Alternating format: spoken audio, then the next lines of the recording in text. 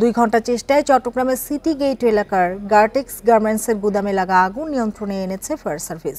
সকাল 10টার দিকে আগুন লাগে। আগুন লাগার কারণ ও ক্ষয়ক্ষতির পরিমাণ জানাতে পারেনি ফায়ার সার্ভিস।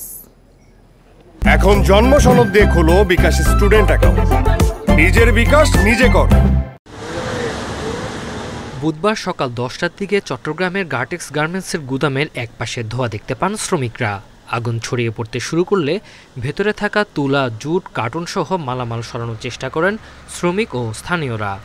স্পেসিফিক বলতে পারতেছে না, কেউ বলতে শর্ট সার্কিট, কেউ বলতেছে ইলেকট্রিক ইয়া থেকে, কিন্তু স্পেসিফিক কেউ এখন জানতে পারে না, যেহেতু ভিতর থেকে যখন আগুন লাগছে সব বেরিয়ে গেছে।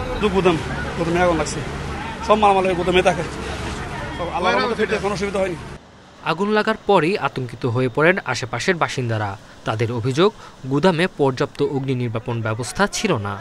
হালকা একটু আগুন লাগার পর 5 মিনিটের ভিতরে দেখতে পুরো আগুন, মানে ফুল ফায়ার হয়ে গেছে। এখানে ফায়ার সার্ভিস, থানা বাহিনী, পুলিশ আসে, এখানে পুড়ে গেছে অনেক। এখানে কিছু লেবার কাজ করছিল, এখানে তাদের কাছ থেকে লেগেছে না শর্ট সার্কিটে লেগেছে এখনো এটা পুরোপুরি ক্লিয়ার না। তবে এই গোডাউনে অগ্নি নির্বাপন ব্যবস্থা ভালো ছিল না। আগুনের খবর পেয়ে ফায়ার সার্ভিসের 6টি ইউনিট নেভানোর কাজ শুরু করে। 2 ঘন্টার চেষ্টায় আগুন নিয়ন্ত্রণে আনে। আগুন লাগার কারণ খতিয়ে দেখা হচ্ছে বলে জানিয়েছে ফায়ার সার্ভিস।